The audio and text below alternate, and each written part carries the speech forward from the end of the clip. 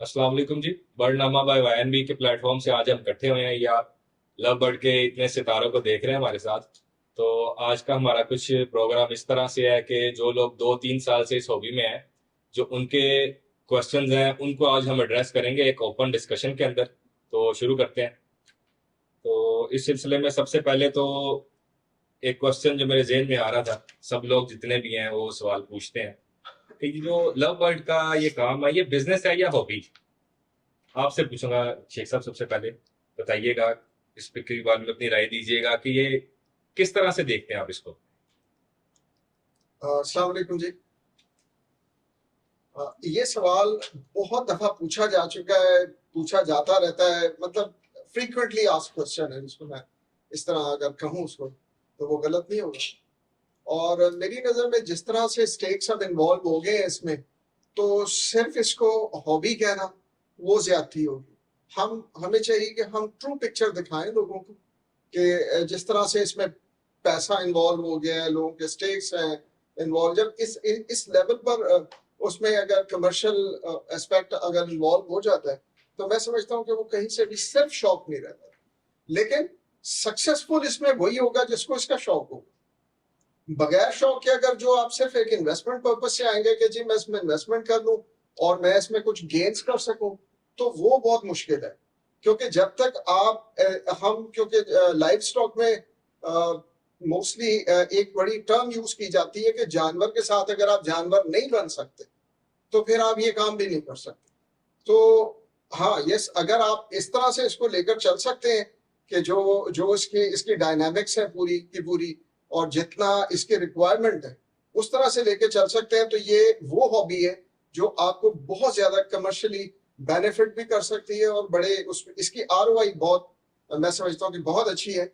लेकिन इसको हमें पहले ना इसको इसको देखना पड़ेगा कि हम कर क्या रहे हैं इसमें। हम बर्ड कौन से रख रहे हैं, कौन से नहीं रख रहे हैं, ट्रेंडिंग क्या है बर्ड्स की। तो ये सारी जब चीजों पे हमारी नजर होगी तो हम इस हॉबी को बहुत अच्छा लुक्रेटिव बिजनेस भी बना सकते हैं। मैं जी ताहिर भाई को पता सेकंड करूंगा। ताहिर भाई ने बड़ी अच्छी बात की है और मैं खुद मेरा पर्सनल ये राय भी मेरी यही है कि 15 साल तक मुझे हो गए बर्ड हॉबी में। अगर मुझे शौक ना होता तो मैं इस हॉबी में आज ना होता बर्ड हॉबी में। अब ताहिर भाई जब आए हैं 2019 में उन्होंने चैंपियन जब बाय किया ताहिर भाई आपने, तो ये आपका शौक था कि आपने बाय किया। अगर कोई इन्वेस्टर होता तो वो कभी भी इतना महंगा बर्ड बाय ना करता। तो इस तरह बहुत से लोग हमने देखे हैं जो हॉबी में आए हैं, अगर उन्होंने इन्वेस्टमेंट सिर्फ पैसे के लिए किया ना, तो वो उनका जो टर्नओवर होता है मैक्सिमम 1 ईयर या 2 ईयर का होता है। उसके बाद वो लॉस होता है, वो पैक करते हैं, वो साइड पे हो जाते हैं। और फैजी इसमें एक बात मैं ये करता चलूं, अगर आप एनालिसिस करें कि जो लोग पिछले 3-4 साल से इस बर्ड हॉबी में आए हैं, जो तो एज एन इन्वेस्टर इसमें ऐड हुए हैं, उनकी स्टैंडिंग आज देखें, और जिन्होंने अपने शौक को फिर बाद में बिजनेस बनाया है उनकी स्टैंडिंग देखें, आपको दोनों में वाजिया फर्क लगेगा। जो हॉबी के बाद, शौक के बाद जिसने इसको एज ए बिजनेस अडॉप्ट किया है, वो ज्यादा कामयाब हुए हैं बजाय उसके उन लोगों के जो एज एन इन्वेस्टर आए हैं। और बहुत से इन्वेस्टर ऐसे आए हैं जो 1-2 साल बाद जिनको समझ नहीं आई, नुकसान करके तो ये छोड़ के जो है वो जा चुके हैं। तो मेरा ये है कि पहले आप इसको सीखें, आपको शौक हो, जैसे ताहिर भाई ने कहा कि जानवर के साथ जानवर होना पड़ता है, उसके बाद फिर आपको एज ए बिजनेस अगर इसको अडॉप्ट करेंगे तो ये इतना फ्लरिश कर रहा है इस वक्त पाकिस्तान में कि मेरा नहीं ख्याल कि कोई और बिजनेस जो है वो इस टाइम पे जो है वो पाकिस्तान में इतना लुक्रेटिव है। मैं भी मोहसिन भाई आपकी बात को सेकंड करूंगा कि मैं अगर अपना बताऊं तो मैंने भी इसको जो है बिल्कुल शौक से शुरू किया था अराउंड आज से कुछ 6-7 साल पहले। और आहिस्ता आहिस्ता फिर इसके अंदर जो है वो मैंने जब देखा कि ये बड़ा लुक्रेटिव बिजनेस है, और मैंने बाद में फिर इसको आफ्टर लाइक 3-4 इयर्स मैंने इसको अपना प्रोफेशन बना लिया। और जैसा कि मैंने लॉ ग्रेजुएट किया हुआ है, जैसे आपको भी पता है और काफी लोगों को पता है, 2020 में मैंने ग्रेजुएट किया था। लेकिन उसके बाद मैंने इसको अपना प्रोफेशन बनाना पसंद किया क्योंकि ये मेरा शौक भी है और इससे मैं बहुत अच्छी अर्निंग भी कर लेता हूँ। तो मेरे ख्याल से मेरे लिए इससे अच्छा बिजनेस कोई नहीं। और वही बात है कि जब आपका शौक आपका आमदन का जरिया बन जाता है तो ये अल्लाह ताला की खास ब्लेसिंग है आपके लिए, इससे अच्छी कोई बात बिल्कुल ऐसे ही है। लेकिन आप इसमें सिर्फ उस पर रिलाई नहीं कर सकते कि आप सिर्फ बर्ड्स पे ही रिलाई करें। जैसे आपने मेरा ख्याल है अपनी जॉब भी छोड़ दी और सिर्फ आप बर्ड्स पे, ब्रेड एंड बटर आपका जो है बिल्कुल ऐसे ही, बिल्कुल बर्ड्स ऐसे ही है। ये एज अ हमारा सेकंड बिजनेस तो हो सकता है, लेकिन हम मेरा नहीं ख्याल कि सारे का सारा इस पर रिलाई कर नहीं सकते हैं उमर, क्योंकि ये इसमें देखें हर बिजनेस में अगर फर्ज करें मेरा मोबाइल का बिजनेस है तो मैंने इसको as a second business start किया था, अब ये मेरा फर्स्ट हो गया। बिल्कुल सही। इसके साथ साथ जो पाकिस्तान के हालात हैं, कोई भी चीज सर्टन नहीं है, तो आपको कोई भी आप बिजनेस कर रहे हैं, आपको साथ अपना अल्टरनेट जो है वो जैसे कहते हैं तमाम अंडे एक बास्केट में नहीं डालने चाहिए, तो साथ कुछ ना कुछ और करते रहना चाहिए।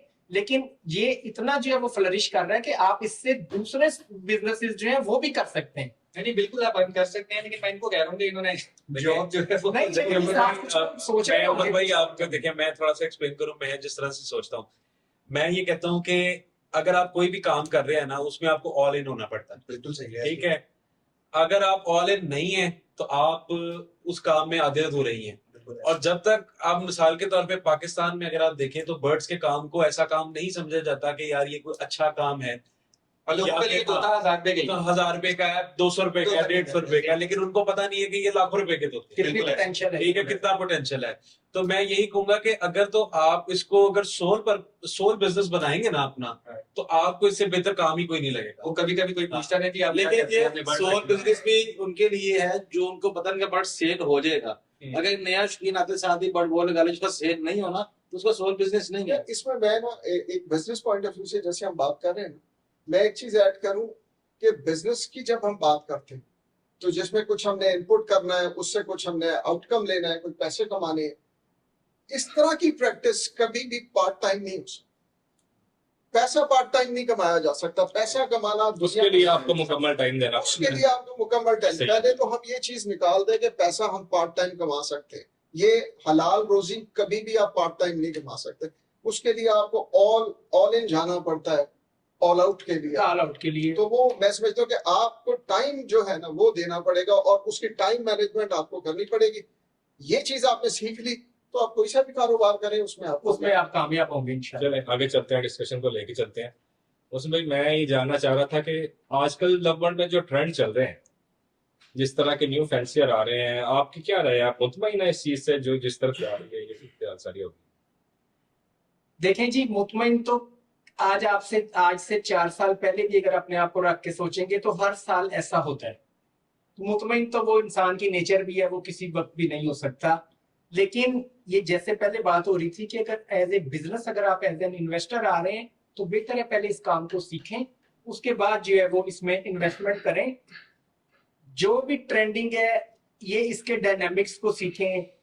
ये अभी जैसे फैजी ने कहा कि सेलिंग नहीं होती नए फैंसियर की, असल में ये अपने आप को मार्केट करना होता है। आपने अगर आप कोई चीज ब्रीड करवा रहे हैं तो आप क्या ब्रीड करवा रहे हैं ये किसी को तब तक नहीं पता होगा जब तक आप अपने आप को मार्केट नहीं करेंगे, सोशल मीडिया के प्लेटफॉर्म्स पे अपने आप को मार्केट नहीं करेंगे, सीनियर्स के साथ इंटरेक्शन नहीं करेंगे, गैदरिंग्स में या शोज में आए जाएंगे नहीं, तो कभी भी आप नजर नहीं आएंगे। और वो जैसे एक कहावत है ना, जेड़ा दिखता है जेड़ा दिखता है वही बिकता है, जो नजर आता है वही जो है वो बिकता है। तो इस जो दिखता है वो बिकता है। तो बेहतर है कि आप अपने आप को दिखाएं मुख्तलिफ प्लेटफॉर्म्स पे। तो ये जिस डायरेक्शन में जा रही है हॉबी, अल्हम्दुलिल्लाह वही बात है कि अगर इसमें कुछ नेगेटिव एस्पेक्ट्स भी ऐड हो रहे हैं तो पॉजिटिव उससे ज्यादा हैं। तो जब आप पॉजिटिव एस्पेक्ट्स को देखेंगे तो आपको हमेशा जो है वो पॉजिटिव वाइब्स ही आएंगी। इसीलिए कहते हैं कि जिस गैदरिंग में आप बैठते हैं आप भी वैसे हो जाते हैं। अगर आप नेगेटिव थॉट्स में जो है वो थॉट्स वाले लोगों में बैठेंगे तो आप वैसे ही हो जाएंगे, और अगर पॉजिटिव वालों में बैठेंगे तो वैसे ही हो जाएंगे। जाहिर सी बात है आपकी जो गैदरिंग है उसका असर आपके पड़ता ऊपर है। इफेक्ट पहुंचा है। क्योंकि इस टाइम जो नए हॉबी में जितने भी आ रहे हैं सब यंग आ रहे हैं, ज्यादा स्टूडेंट्स हैं जो ग्रेजुएट कर रहे हैं या अभी जिन्होंने मैट्रिक क्लियर किया है, ज्यादातर वो आ रहे हैं इसमें। और दूसरा फैजी, ये जो एक फिजिबिलिटीज को भी देख के जो लोग आ रहे हैं ना, फिजिबिलिटी तो बहुत, मेरी नजर में तो फिजिबिलिटी नहीं होनी चाहिए। अगर हॉबी हो या बिजनेस हो, फिजिबिलिटी रिपोर्ट्स नहीं होनी किसी चाहिए। किसी लाइव स्टॉक की लाइव स्टॉक some की नहीं extent आप बना सकते हैं, बट लेकिन एक चीज है, सांस लेने वाली मर गई अगर तो वो तो आपकी फिजिकल आपको सारे एस्पेक्ट्स जीरो से सामने रखने पड़ेंगे। वही ऐसे ही क्या करेंगे फिर? ऐसे ही। ऐसे ही है। और कैलकुलेटर पे दुनिया का हर बिजनेस जो है वो बड़ा प्रॉफिटेबल बड़ा है। जब आप प्रैक्टिकल करने जाते हैं पता फिर चलता है। ऐसा नहीं है, बिल्कुल सही कह रहे हैं। अच्छा फैजी भाई मुझे बताएं, आपको क्या लगता है ये जो अगला साल आ रहा है 2024 का, ये कैसा रहेगा? इसके बारे में थोड़ा बताएं। हर साल यही होता है, कैसा रहेगा? मेरा ख्याल है अच्छा रहेगा। जो शौकीन है, शौकीन के लिए प्राइस जो है ना वो नहीं मैटर करती। किसी भी बर्ड की प्राइस मैटर नहीं करती। मैं ग्रीन फिशर ब्रीड करवा रहा हूँ तो मैं ग्रीन फिशर आज ही ब्रीड करवाऊंगा, 10 साल ब्रीड करवाऊंगा। प्राइस से मुझे कोई गर्ज नहीं है, प्राइस नीचे होती है या उसके ऊपर होती है। लेकिन अगर फ्यूचर म्यूटेशंस की बात करें तो लबर्ड है बहुत स्कोप है, जैसे भी एक्वा है, पैलिड है, पेन फेलो है, रेड म्यूटेशन कोई भी है, डन फेलो है, ब्रॉन्ज फेलो है। अभी लबर्ड ने वही बात है कि लबर्ड ने भी अगर बिजनेस से पॉइंट से देखा जाए उसने भी कुछ देखना है लबर्ड में। अगर आप अपनी इधर इजिप्शियन कंट्रीज में, इजिप्ट कंट्रीज जो है आपकी, किसी भी कंट्री में अल्बाइनस ऊपर का बर्ड नहीं है। अगर होगा तो क्रीमिनो होगा, नहीं तो पीच फेस ब्रीड करवाते हैं। पाकिस्तान एक वो कंट्री है जिधर हर म्यूटेशन ब्रीड होती है फिशरी की। अच्छा फैजी भाई, आपसे मेरा सवाल था कि अब ये 2024 में आपका क्या ख्याल है, कौन सी म्यूटेशन हैं वो शॉर्ट रहेंगी, कौन सी इन डिमांड रहेंगी, और कौन सी ऐसी म्यूटेशन है जो स्ट्रगल करेंगी? मेरा ख्याल है जो इन डिमांड म्यूटेशन रहेगी वो रेड ही है, क्योंकि उसकी सर्वाइवल उसका रेशो कम होता है। जिसका सर्वाइवल कम है तो इन डिमांड आइटम वही रहने, जिसमें मेरा ख्याल है पेल फेलो, प्लाइन है, डन फेलो है, ब्रॉन्ज फेलो है, ये आगे डिमांड है 2024 में, और ये म्यूटेशन चलेंगे ये आगे। उसके अलावा अच्छा प्लाइन, आज भी मैं इस टाइम वायलेट पार ब्लू प्लाइन अच्छा ढूंढना चाह रहा हूँ तो मुझे एक मेन नहीं मिल रहा किसी के पास। जाहिर सी बात है, जो भी अच्छा बर्ड है वो सेल होगा, और स्ट्रगल वही करेगा बर्ड इसमें जिसकी कोई मार्किंग नहीं है, ऑफलाइन जैसे आ जाता है कि क्वालिटी नहीं है तो बर्ड आपका नहीं बिकेगा। लेसर क्वालिटी का बर्ड वो बर्ड नहीं आपको एक स्ट्रगल करेगा। आपको एक मिनट चाहिए, आप टाइम पैसे आता है, एक मिनट तो ठीक है। ज्यादा नहीं देता वैसे। नहीं ज्यादा टाइम नहीं, मोस्टली मैं ये चीज देखता हूँ कि अगर हम ढूंढने निकले ना कि कोई 5 या 10 हमें अच्छे ऑफलाइन मिल जाए, मेन वो हमें बर्ड नहीं मिलता ऐसे। अच्छा, ये जैसे उमर भाई ने बात की ना, मैं थोड़ा सा इसमें ऐड कर दूं। ये हमारे नए फैंसियर के लिए भी मैं चाह रहा हूँ कि ऐड करूं कि जब वो कोई बर्ड तलाश करे या बर्ड उनको चाहिए तो वो अच्छा बर्ड ले। सर उनका टारगेट ये होना चाहिए कि जी हमने अच्छा बर्ड खरीदना है, अपार्ट। लेकिन पाकिस्तान में जो ट्रेंड चलता है कि मुझे सस्ता बर्ड चाहिए, अच्छा बर्ड कोई नहीं मांगता। जो भी आता है सस्ता बर्ड मांगता जो है। नए लोग आते हैं ना वो सस्ता बर्ड। वो सस्ता लेते हैं, सस्ता लेकिन वही लोग 1 साल बाद ज्यादा कीमत पे अच्छा बर्ड ढूंढ रहे होते हैं। मैं तो ये बेहतर है कि अभी जब कुछ पहला दिन बर्ड पहले खरीदे ना तो अच्छा खरीदे। बर्ड लेने के लिए तो कहता जी बर्ड दे दे मुझे, फलां बंदा इतने बर्ड दे रहा है। मैंने कहा यार उससे ले लो, 2 साल बाद हमें आना मेरे पास ये बर्ड लेने के लिए, मुझे तब ले लेना आप। देखिए मैं बस अब आपकी वो option आपके पास जैसे है। उमर भाई ने कहा ना कि मेल चाहिए, भाई आपको अगर फीमेल भी मिल रही है नहीं। आप वर्किंग करके अगले साल अपने घर में लेकिन बनते नहीं हैं और बेहतर चाहेंगे। इतना पेशेंस भी अगर नहीं है हमें तो फिर हम उसको एज बिजनेस कैसे अडॉप्ट? Agree that। लेकिन जो ताई भाई नया बंदा आता है ना, उसको असल में पता भी नहीं होता कि उसने लेना क्या है। यानी कि वो आपसे पूछता है, मोहसिन भाई से पूछता है, वो डिफरेंट लोगों का जब उसको वो आता है ना पॉइंट ऑफ व्यू आता है तो वो खुद कंफ्यूज हो जाता है। मोस्टली लोग जो उनसे ना स्टडी नहीं करके आते, हम ये कह सकते हैं कि वो Awareness ही पूरी कमी study है। नहीं करते। तसल्ली से बैठे, कॉपी पेंसिल ले, अपना एक रोड मैप बनाए।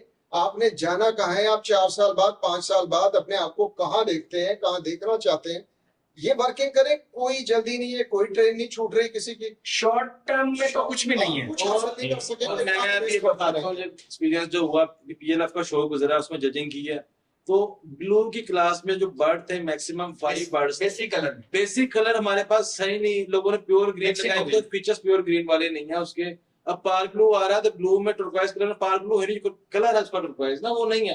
हर बंदा फैक्ट्री के पीछे भाग रहा होता है। उसकी वजह है कि हर बंदा तो वॉयलेट मांगता है। Violet मांगता है। मोस्टली लोगों के पास वॉयलेट बर्ड ही है। हमेशा ये, sorry to cut you Mohsin भाई, मैं हमेशा ये बात करता हूँ कि जब भी कोई आता है हमारे पास, कहते हैं जी फैक्टर बर्ड ले दो। अच्छा फैक्टर, डबल फैक्टर, भाई अगर आप शुरू से ही स्टार्ट ही अपना वॉयलेट से लेंगे तो कल को पीछे आपको लाइट ब्लू कलर चाहिए, कल को कोबाल्ट कलर चाहिए, आपके घर में होगा ही नहीं वो कलर। आप बेसिक बर्ड से शुरू करें, और वो 4 फैमिलीज जो ब्लू की, स्पेशली ब्लू की बात कर रहा हूँ, उसको डेवलप करते हुए जाए फैक्टर बर्ड तक आप, ताकि आप। लेकिन जब आप स्टार्ट ही फैक्टर से लेंगे, हाँ। जब फैक्टर टू फैक्टर वो आपके घर प्रोड्यूस ही नहीं होना। इम्प्रूवमेंट भी नहीं होगा नहीं होगी। और उसमें डिक्लाइन ही आएगा उसकी अक्सर क्वालिटी लोग में। ये सवाल करते हैं कि भाई ऑफलाइन में ये हमारी मास्किंग क्यों आ जाती है। आप ड्यू टू फैक्टर, आप अपनी देखे ना पेयरिंग क्या कर रहे हैं आप। Dark dark factor factor dark factor, dark dark to dark pen up करेंगे तो वो मास्किंग मास्किंग। और अच्छा वॉयलेट चाहिए, डीडी ब्लू भी चाहिए। हालांकि डीडी ब्लू को किसी भी बर्ड के साथ लगाए तो वॉयलेट Maximum violet है। समझे बगैर मतलब वही बात है कि सीखना नहीं है। हाँ। मतलब एक लकीर के वकील वाला हिसाब। ये जो बात हम कर रहे हैं किसी को टॉन्ट या किसी को वो नहीं कर रहे हैं, ये सिखाने के लिए कर रहे हैं जो गलतियां हम करते हैं। वो आप ना करें कि अपना एक्सपीरियंस शेयर कर रहे हैं जो आपसे। हमने जजेस से बात की है, उनसे पूछा है, तो वो यही बताते हैं मोस्टली कि जो बेसिक कलर है ना, सबसे ज्यादा प्रेफरेंस उसको दी जाती है शो के अंदर, Exactly. वो सबसे ज्यादा पसंद किया बिल्कुल जाता ऐसे ही है, बिल्कुल ऐसे ही है। ऐसे ही है। अच्छा मोहसिन भाई, अब ये बात हो रही थी तो स्ट्रगलिंग म्यूटेशन जोन सी है इस साल की, एक तो वो बताएं कौन सी है, जी। और दूसरा उनमें कैसे इंप्रूवमेंट लाई जा सकती है कि उनकी थोड़ी मार्केट को बेहतर कर लिया जाए। स्ट्रगलिंग म्यूटेशन कोई भी नहीं है। लोग कहते हैं कि जी ग्रीन ऑफलाइन जो है, अच्छा ग्रीन ऑफलाइन जिसमें पूरे फीचर्स हैं, वो मुझे आप दिखाएं कितने लोग ब्रीड करवा रहे हैं। अब वही बात है, विदाउट मार्किंग, मास्किंग वाला बर्ड, ना बीक है, ना हेड है, ना स्टांस है, तो वो आप डन फेलो भी ब्रीड करवा लेंगे तो एक दिन आएगा कि डन फेलो भी लोग आपसे वो वाला नहीं लेंगे। Exactly. तो क्वालिटी ब्रीड करवाएं। अभी देखें पाकिस्तान में इतना पोटेंशियल है, जो जजेस आए थे एलएसपी के शो पे वो भी एडमायर करते हैं कि जो पाकिस्तान में जिस क्वालिटी का बर्ड ब्रीड हो रहा है और जिस तादाद में ब्रीड हो रहा है, इतना यूरोप में भी ब्रीड नहीं हो रहा। वर्ल्ड वाइड नहीं है। जितना मिडल ईस्ट है सारी आपकी मार्केट है, वहां पे अल्बाइनो और कर्मिनो से ऊपर किसी के पास कोई बर्ड नहीं है, और मिडल ईस्ट की इतनी बड़ी मार्केट है। मैं आपको छोटी सी बात बताता हूं, आज से 2017-18 में पारब्लूज का ऑर्डर आया था। पारब्लूज का ऑर्डर जब यहां से गया, वो मलेशिया या इंडोनेशिया जाना था, उससे पहले वो मंगवाते थे फिलीपाइंस से।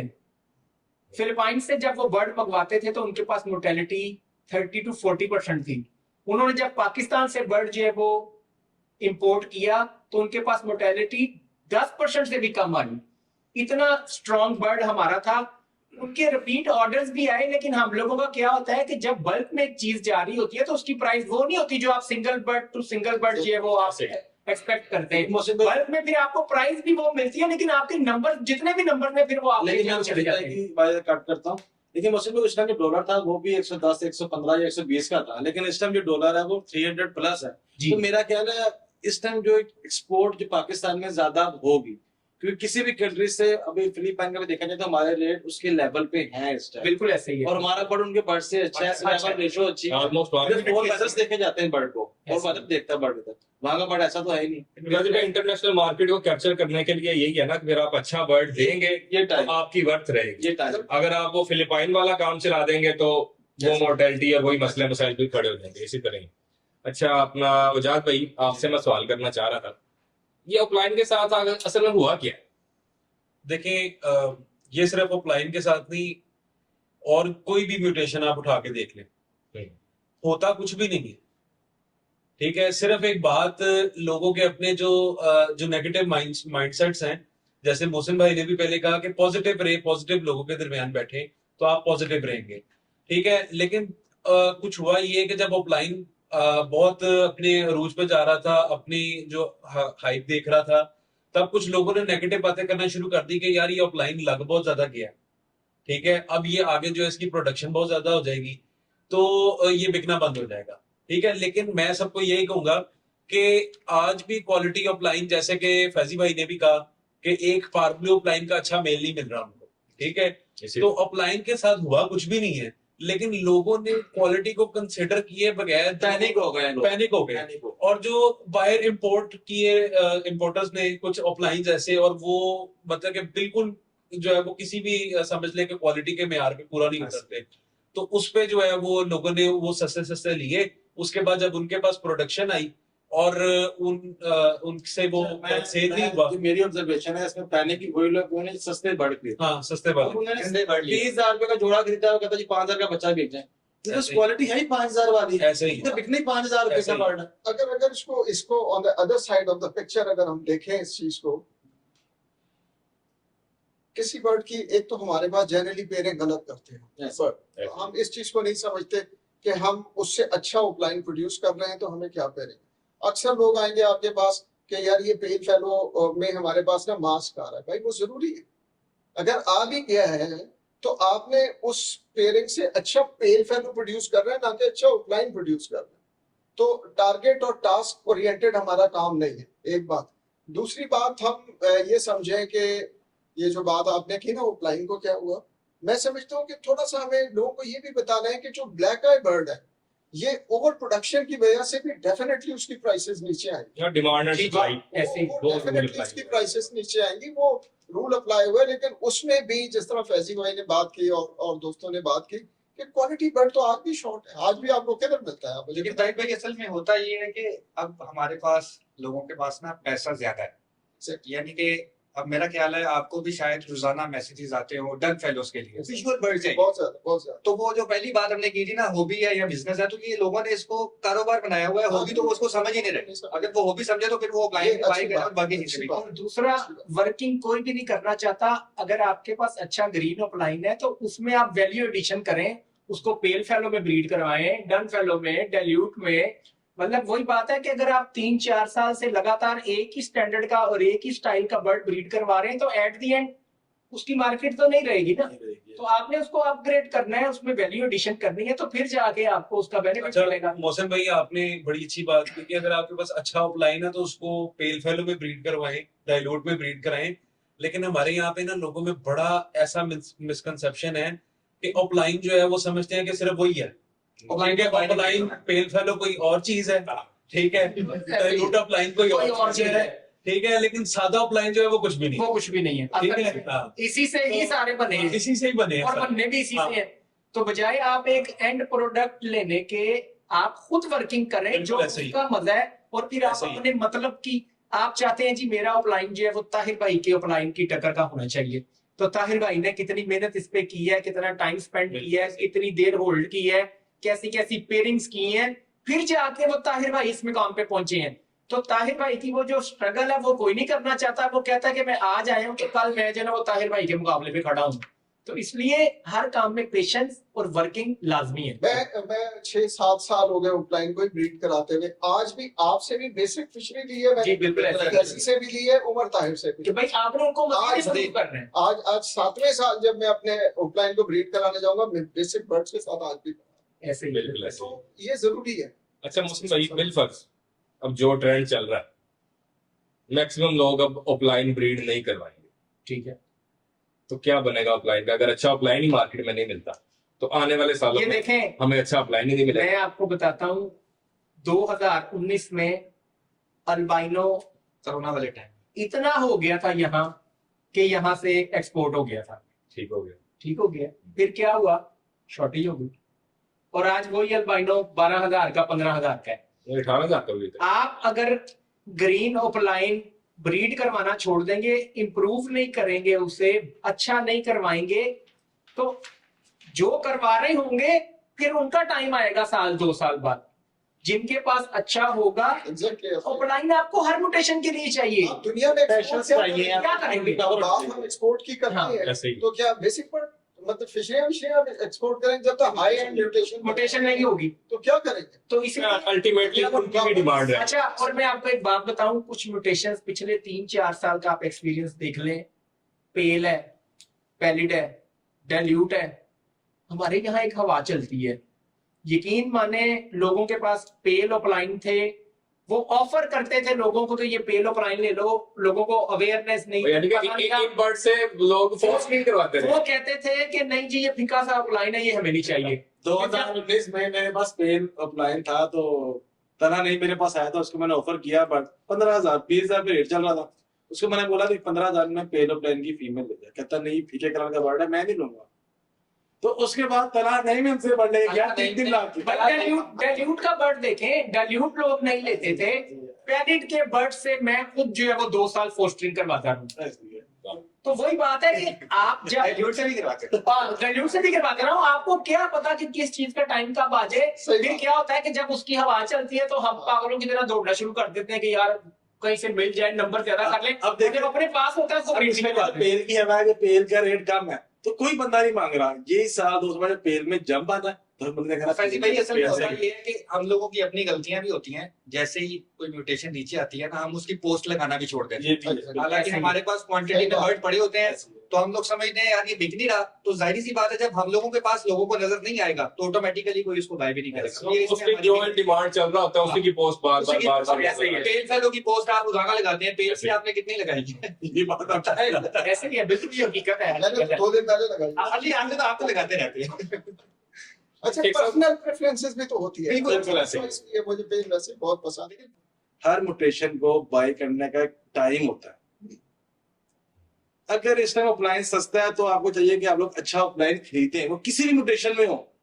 पिछले साल लोगों ने 2.5 लाख रुपए का पाब्लो डिलीटो अप्लायंस खरीद लिया, 3 लाख का खरीद लिया। इस साल अगर ऊपर 1.5 लाख का या लाख रुपए का, तो आप लोगों को चाहिए कि आप लोग खरीदे इस टाइम अच्छा बट अच्छा होगा। अपनी 2 मर्जी- साल बाद फिर बढ़ हो सकता है 2.5 से 3 लाख की हो।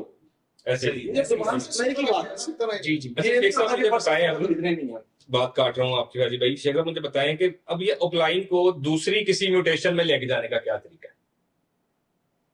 देखिए, मैं अभी भी इस बात का जिक्र किया था कि हमारी जो पेयरिंग है ना, वो टारगेट ओरिएंटेड होनी चाहिए। हम उससे चाह क्या रहे हैं, हमने ब्रीड क्या कराना है। मिसाल अब वो तरीके वाली जो बात आपने की है कि अगर ओपलाइन से ओपलाइन ही ब्रीड कराना है, तो वो ओपलाइन की पेयरिंग हमारी बड़ी इन बिटवीन द लाइंस चलनी होती है कि हमें उसमें उसकी मेलेनिन को भी बैलेंस करके चलाना है, और उसमें उसकी मार्किंग, उसके हेड साइज, जो भी फीचर जो हम जानते हैं, जो शोज में जा जाके समझ गए हैं, तो उस हिसाब से करना काम। अगर आपने पेल फेलो ब्रीड कराना है, उससे पेल फेलो लेना है, तो आपने किस किस्म के वो बनाने हैं, उसके स्प्लिट्स कैसे बनाने हैं ओपलाइन के। तो तरीका यही होता है कि आपको तो पहले आपके जहन में ये होनी चाहिए चीज कि आप उससे हासिल क्या करना चाह रहे हैं, प्रोड्यूस क्या करना चाह रहे हैं।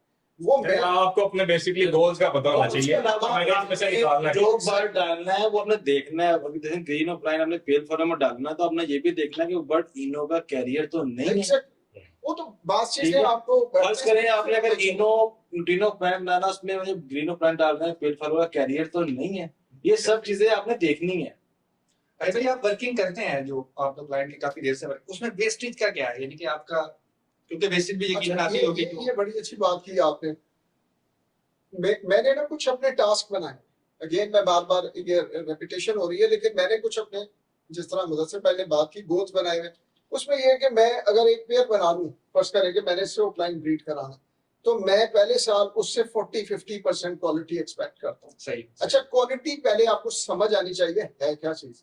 पता नहीं, हो सकता है आपकी अंडरस्टैंडिंग जो क्वालिटी की हो वही गलत हो वही गलत हो, ऐसे। तो वो आपका सिम्ट जो है ना किबला, वो दुरुस्त होना चाहिए।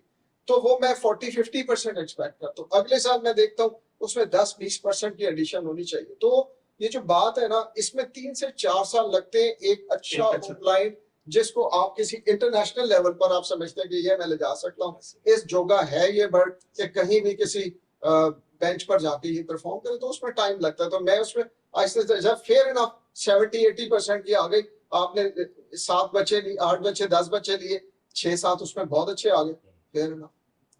तो मेरा यही टारगेट है। ठीक हो गया। मौसम भैया, जैसे कि करंट मौसम चल रहा है, गर्मी है शदीद, तो क्या प्रैक्टिस है बर्ड रूम की और इलेक्ट्रोलाइट्स के हवाले से? ये न्यूट्रामैक्स भी हमारे सामने पड़ा है, जी जी। इसके बारे में बताएं। जी, ये फ्लैश जो इलेक्ट्रोलाइट्स जो है न्यूट्रामैक्स बाय वाईएनबी के, मैं तो डेली यूज कर रहा हूँ। अब बहुत से लोग ये सवाल करते हैं कि क्या डेली देना चाहिए या नहीं देना चाहिए।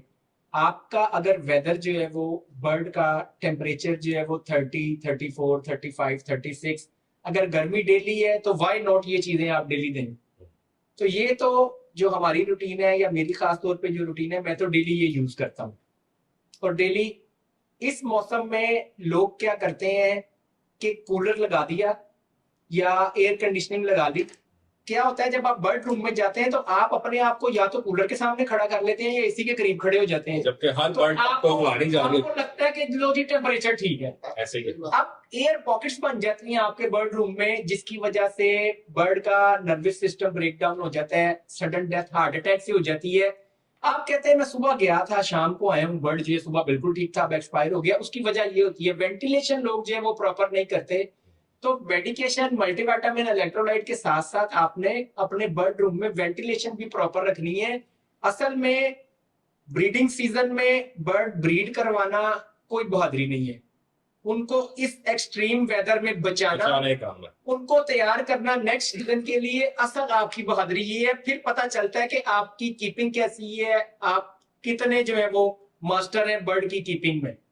इसमें एक चीज मैं और ऐड करूं कि जिस तरह गर्मी में हम बर्ड रखते हैं ना, तो बर्ड को जो भी डाइट दे रहे हैं, जो भी रिजीम डाइट की फॉलो कर रहे हैं, देखिए बर्ड छोटे बर्ड हैं हमारे, इनका मेटाबॉलिज्म बड़ा तेज है। सर्दियों में तो ड्यू टू वेदर कंडीशन हम टू सम एक्सटेंट उसको वो संभाल लेते हैं, लेकिन जब गर्मी में इतना तेजी से मेटाबॉलिक स्ट्रेस होगा तो वो अपने मिनरल्स, इलेक्ट्रोलाइट्स अपनी बॉडी की नब्जियात करेगा। तो इस तरह की जो प्रोडक्ट है अगर हम वो अपनी डेली रूटीन में शामिल नहीं करेंगे तो बर्ड आपका मैं समझता हूं वीक होता जाएगा। तो इसकी बहुत जरूरत होती है कि आप गर्मी में ऐसे प्रोडक्ट यूज करें। तो मैंने आती तौर पे मैं बात काट रहा हूँ आपकी, मैंने ज्यादातर पे एक्सपीरियंस किया है कि बर्ड हमारा अमूमन जब 35 से ऊपर टेम्परेचर जाता है ना, तो तब भागना स्टार्ट करता है, इसलिए एक्सर्शन होती है, नजर आती है उसको। पेंटिंग करता है। तो पहली तो कोशिश ये है कि आप उस टेम्परेचर पे अपने रूम का टेम्परेचर ही ना जाने देखे, बर्ड भागता नजर आएगा। और बिल फर्ज अगर वो जा रहा है तो फिर ये चीज से सपोर्ट करती है, ये बचाती है। ये ऐसे ही है, ऐसे ही है। जो उसकी रिकवरी को तेज करती है। असल में कंज्यूम तो हर चीज हो जाती है, उसकी कितनी जल्दी रिकवरी है ये आपने इस पे उमर भाई बड़ी अच्छी रोशनी डाल सकते हैं, क्योंकि जिमिंग करते रहते हैं, बड़ी हार्डकोर जिमिंग करते हैं कि जिम करने के बाद फिर रिकवरी कितनी मैं ऐसे में वही कहने लगा था कि ये जो टाइम पीरियड है अगर हम इसमें अपने बर्ड्स को उनकी एनर्जी पूरी रखेंगे और सीजन से पहले उनकी तैयारी जो है वो पूरी रखेंगे तो ऑटोमेटिकली हमारे पास पहला क्लच बड़ा अच्छा आएगा। हमारे यहाँ पे जिन लोगों के पास पहला क्लच अच्छा नहीं आता वो यही वजह होती है कि हम इतना डिहाइड्रेट कर देते हैं इस मौसम में बर्ड को और उनकी तैयारी नहीं करवाते जो हमने सीजन से पहले स्टार्ट करवानी होती है। तो ये सारी वजूहत होती है। डिहाइड्रेट के अलावा मैं अभी लोगों को भी कहता हूँ कि मैं ऑफ सीजन में भी बर्ड को सॉफ्ट फूड सर्व करता हूँ और जो मल्टीविटामिन और कैल्शियम की डोज में देता हूँ सीजन में, उससे हाफ डोज में पूरा साल उनको देता हूँ कि ताकि सीजन के स्टार्ट में किसी चीज की डेफिशिएंसी ना हो। मोस्टली लोग क्या करते हैं कि जैसे बॉक्स उतारे सिर्फ दाने पे बर्ड सीजन स्टार्ट किया, बंदा कह रहा के अलावा कोई चीज नहीं देंगे। मेरे पेट में 4 अंडे नहीं है, 3 इन्फर्टाइल हो गए, इन्फर्टाइल हो गया, बच्चा निकला वो भी मर गया। तो क्या ये है ना कि बड़ा को वीक होता है, डेफिशिएंसी किसी ना किसी चीज की हो जाती है। इसी तरह है बिल्कुल। चलें इस बात को यहाँ पे खत्म करते हैं। एक चीज ऐड करना चाहूंगा कि अक्सर लोग कहते हैं जी आप लोग बड़े ब्रीडर हैं, तो इस सारी पॉडकास्ट का जो मेरा ख्याल है वो मकसद यही था कि ये जितने भी लोग बैठे हुए हैं इनका कई सालों का एक्सपीरियंस है। ऐसे वो बड़े ब्रीडर है या छोटे ब्रीडर है, लेकिन जो उन्होंने टाइम गुजारा है वो उस बेस पे सारा मामला कर रहे होते हैं। तो मेरा नहीं ख्याल के एवं मुंह उठा के बात कर देनी चाहिए जी वो बड़ा ब्रीडर है जो उसका रेट ज्यादा है, उसके पीछे जो उसकी इतने साल की मेहनत है वो किसी को नजर नहीं आता। कोई नहीं देता। तो ये चीज भी लोगों को थोड़ा सा ना मेरा ख्याल है सोचनी चाहिए। लेकिन इसका मकसद सिर्फ ये है कि जो नए हमारे दोस्त आ रहे हैं वो गलतियां ना करें जो हम खुद करते रहे हैं और उनका जो गलतियों से हमने नुकसान उठाया वो लोग बच जाए। असल में ये जो जैसे ऊपर ने कहा बड़ा ब्रीडर लोग कहते हैं, ये बड़ा और छोटा का कोई कंसेप्ट नहीं है, एक्सपीरियंस ब्रीडर होता है जो आपसे पहले गलतियां कर चुका होता है और उसकी कोशिश ये होती है कि वो नए आने वालों को या वो लोग जो अभी उस स्टेज पे नहीं पहुंचे उनको बताए कि यार मैंने इस चीज के बारे में ये गलती की थी, कोशिश करना आप ये गलती ना करना।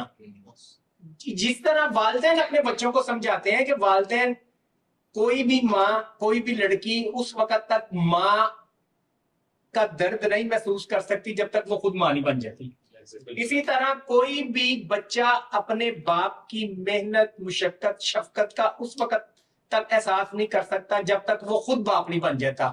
तो वालिदैन भी इसी तरह समझाते हैं कि बेटा हमने ये गलती की थी, तो बहुत कम लोग समझते हैं। तो इसी तरह जो सीनियर्स हैं वो अपनी गलतियों से अगर आपको आगाह कर रहे हैं तो आप कोशिश करें कि वो गलतियां आप ना दोहराएं।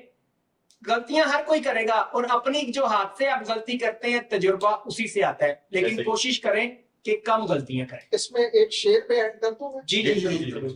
वो अल्लामा इकबाल ने जवाब शिकवा में कहा है कि चाहते सब हैं कि हो औजे सुरैया बे मुकीम, अदर सुरैया जो हाईएस्ट स्टार होता है ना, सबसे ऊंचा स्टार, चाहते सब हैं कि हो औजे सुरैया बे मुकीम, पहले वैसा कोई पैदा तो करे कल्बे सलीम,